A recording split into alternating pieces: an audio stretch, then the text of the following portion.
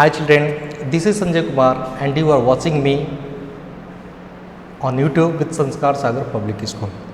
Last day we have studied about protozoa, fungi, algae and viruses. Now today we have to learn about how microorganisms are helpful. इसके बारे में पढ़ेंगे. जैसे last day क्या था, last day we have studied, क्या study किया था, तो प्रोटोजोआ, PROTOZOA, प्रोटोजोआ के बारे में पढ़ा था, वायरस के बारे में पढ़ा था, फंगी के बारे में पढ़ा था एंड एल्गाई, ALGAE, एल्गाई के बारे में पढ़ा था. और आज जो हम पढ़ेंगे कि कैसे ये जो माइक्रो ऑर्गेनिज्म होते हैं, क्या माइक्रो ऑर्गेनिज्म,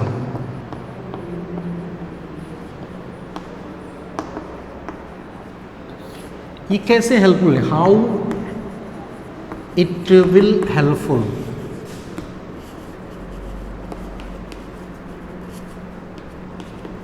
अब आज हम लोग पढ़ेंगे, जैसे मैंने बताया था कि प्रोटोजोआ कैसे काम करता है, एल्गाई कैसे काम करता है, वायरस कैसे काम करता है, फंगी काम कैसे करता है.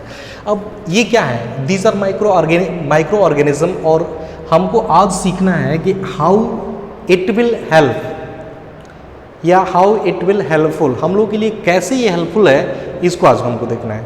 तो इसको हेल्पफुल करने के लिए इसको कैटेगरी बनाया गया, 4 कैटेगरी बनाया गया, पहला, दूसरा, तीसरा, चौथा.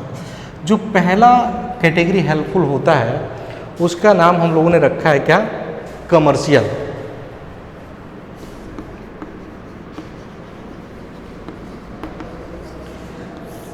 कमर्शियल, जैसा कि नाम से ही समझ रहे हैं कमर्शियल क्या, कि स्पेशली जो बिजनेस व्यापार में इनका माइक्रो ऑर्गेनिज्म का यूज़ करके, जो स्पेशली बिजनेस में या व्यापार में यूज़ किया जाता है, उससे हमको क्या क्या बेनिफिट्स होते हैं या हम कैसे हेल्पफुल होते हैं.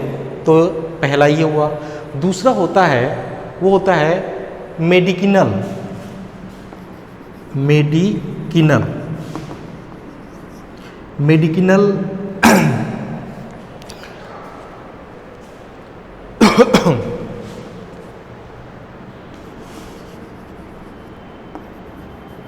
मेडिकिनल यूजेस.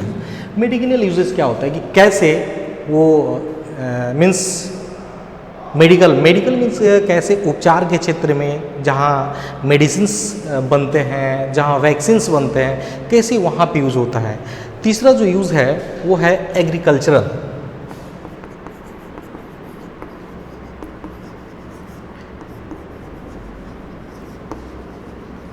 अब जैसा कि नाम से ही आपको पता चल, एग्रीकल्चरल क्या होता है, कृषि कार्य क्या होता है, जैसे खेती बाड़ी मीन्स पौधे लगाना, पौधों को उपजाऊ बनाना, हार्वेस्टिंग करना और उसके बाद अपने घर में इकट्ठा करना कि अपने उपभोग में हम यूज़ करते. तो कैसे एग्रीकल्चरल में यूज़ होता है. और जो चौथा, जो लास्ट 4th कैटेगरी है, वो होता है इन्वायरमेंटल यूज़.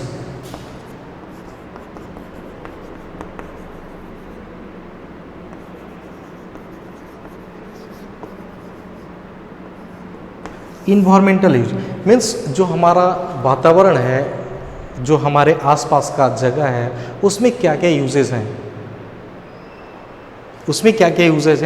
उसके बारे में किया गया है. तो इस तरह से माइक्रो ऑर्गेनिज्म का जो यूज़ है, 4 category means it is divided into 4 parts. First one, it is use in the commercial area, it is used in the medicinal area, it is used in the agricultural area, it is used in the environmental. अब एक एक का हम पढ़ेंगे कि कैसे commercial में कैसे यूज़ करते हैं, क्या बेनिफिट मिलता है, कहाँ से क्या मिलता है, इसको हम पढ़ेंगे. ठीक है, तो देखते हैं commercial uses.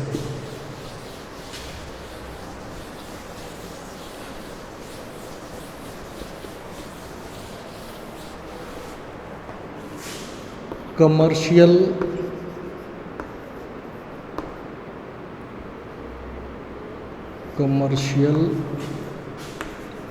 uses of microorganism.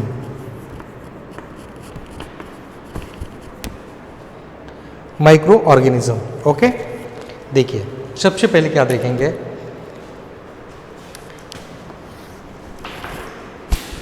O sorry,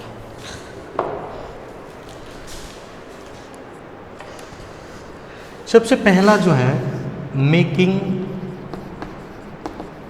curd and चीज।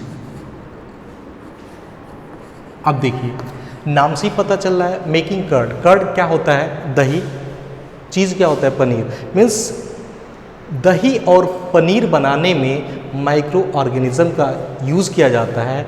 और जैसे कर्ड है, कर्ड में एक लैक्टो एसिड्स होता है, एक तरह का क्या होता है, माइक्रो ऑर्गेनिज्म होता है या जीवाणु होता है, जिसका नाम, जिसकी वजह से या जिसकी हेल्प से हम क्या करते हैं, कर्ड में कन्वर्ट करते हैं। ओके, दूसरा किस में यूज़ करते हैं, मेकिंग एल्कोहलिक बेवरेज। जैसे आपका बियर हो गया, वाइन हो गया,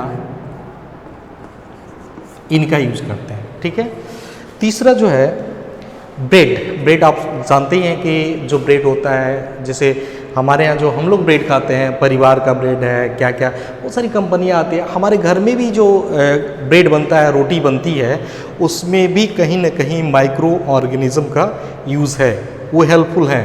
तो तीसरा जो यूज़ है किस में, तो मेकिंग ब्रेड में।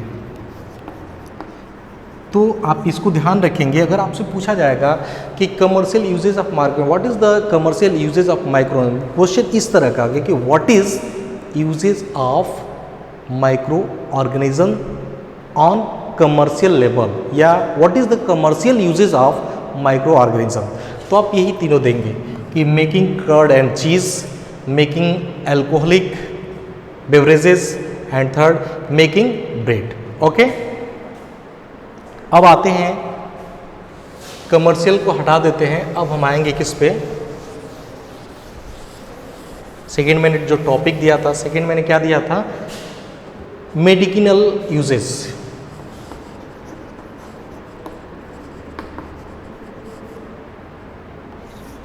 Medicinal uses of micro organism, क्या क्या है मेडिसिनल यूजेस। तो सबसे पहले जानेंगे एंटीबायोटिक्स।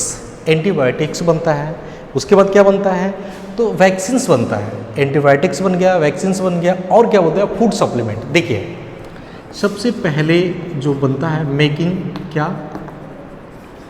एंटीबायोटिक्स, ANTIBIOTIC,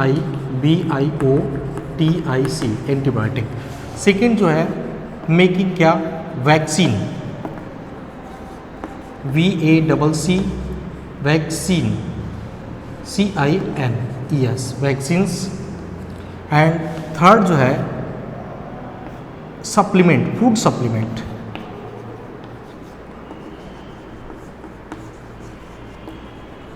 अब ये समझने वाली बात है, थोड़ा सा समझेंगे।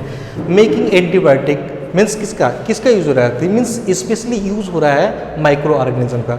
ये क्या करता है कि एंटीबायोटिक, एंटीबायोटिक मीन्स आपके बॉडी के अंदर डिजीज हो जाती है, तो यही एंटीबायोटिक जो होता है उस डिजीज से लड़ने का कार्य करता है, तो आप स्वस्थ होते हैं। मेकिंग वैक्सीन्स, अगर जो डिजीज़ है बहुत शक्तिशाली है, आपकी बॉडी नहीं लड़ पाती है, और जो एंटीबायोटिक दिया जा रहा है तो कार्य नहीं कर पा रहा है, तो मतलब फास्ट एक्शन के लिए हम किसका, वैक्सीन का यूज़ करते हैं। जैसे आपका बहुत सारा पड़ा हुआ है, पोलियो का टीका आता है, हेपेटाइटिस बी का टीका आता है, ये सब बहुत सारे वैक्सीन्स पड़े हुए हैं। आप सबसे सिंपल एग्जांपल देखेंगे, मार्केट में एक वैक्सीन आता है मोनोसेव, जो सब लोग जानते हैं। मीन्स अगर आदमी बुखार होता है, टाइफाइड होता है, तो यही मोनोसेव जो वैक्सीन होती है स्पेशली यूज़ की जाती है। तो वो क्या है, एंटीबायोटिक वैक्सीन है, ठीक है, वैक्सीन्स है। उसी तरह से फूड सप्लीमेंट, फूड सप्लीमेंट का क्या मतलब होता है कि जिस व्यक्ति को मीन्स अधिक मात्रा में प्रोटीन चाहिए, अधिक मात्रा में, तो उसकी कुछ सब्सटेंसेस यूज़ किए जाते हैं कि उस सब्सटेंसेस को यूज़ करके वो अधिक से अधिक प्रोटीन, विटामिन्स मिल सके। और जैसे इसका एग्जांपल मैं आपको दे दूं, जैसे हमारे छोटे बच्चे हैं, जो छोटे हमारे बच्चे हैं वो सेरेलैक यूज़ करते हैं, फिर क्या यूज़ करते हैं आप सेरेलैक के बाद देखे होंगे क्या होता है बोर्नवीटा भी यूज़ करते हैं। तो इस तरह से medicinal use of micro organism हुआ। अब आते हैं थर्ड पॉइंट पे, एग्रीकल्चरल।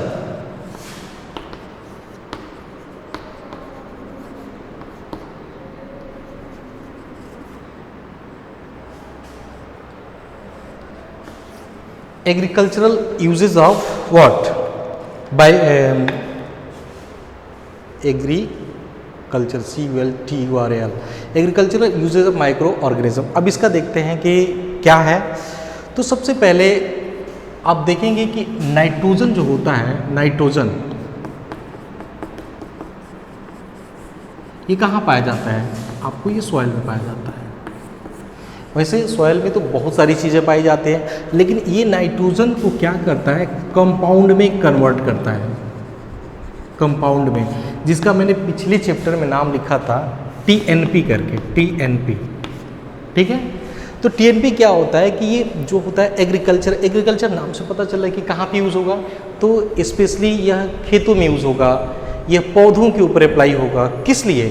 तो पौधों को रोग से बचाएगा, पौधों में पोषण करेगा, पौधों के फल में यूज़ करेगा, इस तरह का ये कार्य करता है। तो आप समझ गए कि agricultural uses of micro organism की माइक्रो ऑर्गेनिज्म का जो यूज़ है एग्रीकल्चरल में कैसे हो रहा है, मीन्स उनको सपोर्ट करना, विटामिन देना, प्रोटीन देना, और क्या जो फ्रूट लगता है, फ्लावर्स लगते हैं, उसमें ये हेल्प करता है, मीन्स उसको रोकने नहीं देता। ठीक है, और लास्ट में बताऊँगा आपको environmental uses of microorganism। Environmental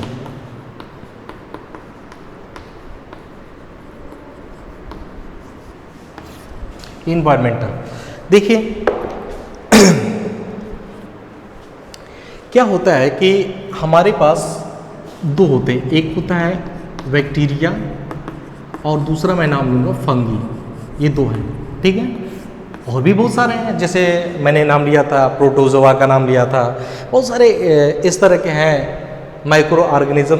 ये करते क्या है, इन्वायरमेंटल को क्लीन करते हैं। जैसे मान लीजिए आपके यहाँ डेड बॉडी कोई होगी, चाहे डेड बॉडी है या डेड प्लांट है, इनको क्या करते हैं, डिकम्पोज करते हैं। डिकम्पोज करके इसको किस में कन्वर्ट करते हैं, सॉइल में। तो यही काम है किसका, इन्वायरमेंट माइक्रो ऑर्गेनिज्म का। और ये क्या किसके लिए हेल्पफुल है, तो इन्वायरमेंटल के लिए हेल्पफुल है। ठीक है, तो आज की वीडियो तो यहीं रहेगी, लेकिन उसके साथ साथ मैं एक एग्जांपल दूंगा जो आप करेंगे, और करने के लिए मैं 2-3 मिनट का समय दूंगा, और उसके बाद मैं खुद ही बताऊंगा और आप अपने कॉपी में करेंगे। ठीक है, तो मेरे पास क्वेश्चन है, क्वेश्चन देखेंगे। क्वेश्चन क्या है, बहुत सिंपल सा है, मैच द फॉलोइंग, जो अक्सर मैं एक लेकर के आता हूँ आप लोगों को करने के लिए। मैच द फॉलोइंग, इधर कॉलम ए बना दिया और इधर कॉलम बी बना दिया। इसमें मैं नंबरिंग करूँगा, ये 1, ये 2, ये 3, ये 4 और ये 5, 5 मैं लूँगा। तो सबसे पहला मैं लूँगा सीवीड्स, SEAWEEDS। दूसरा मैं लूँगा इधर वायरस, VIRUSES, वायरसेस। तीसरा मैं लूँगा streptococcus, STREPTOCCUS, streptococcus. And lactobacillus, BACLLUS, bacillus. And last yeast, YEAST। अब ध्यान देंगे, इसका जैसे इधर हुआ है उसी तरह से मैं इसका इधर A, इधर B, इधर C, इधर D और इधर E। देखिए मैं A लिख रहा हूँ। A क्या है, फर्मेंटेशन, फर्मेंटेशन, ठीक है। दूसरा जो है curd formation,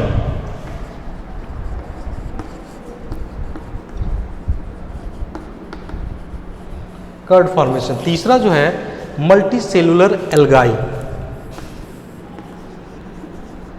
multi cellular ALGAE algae, ठीक है। और चौथा मैं दूंगा swine flu SWIN swine FLU flu, ठीक है। और बैक्टीरिया, पांचवा मैं दूंगा बैक्टीरिया। देखिए यही हमारे पास है। मैं आपको 2 मिनट का समय दे रहा हूँ, 2 मिनट में आप करिए, और नहीं होता है तो मैं आपको बता रहा हूँ, ठीक है। तो मैं आशा करता हूँ कि आप लोगों को जो 2 मिनट का समय मिला था आप लोग कर लिए होंगे। फिर भी मैं बता देता हूँ कि सी वीड्स, नाम से ही पता चल रहा है।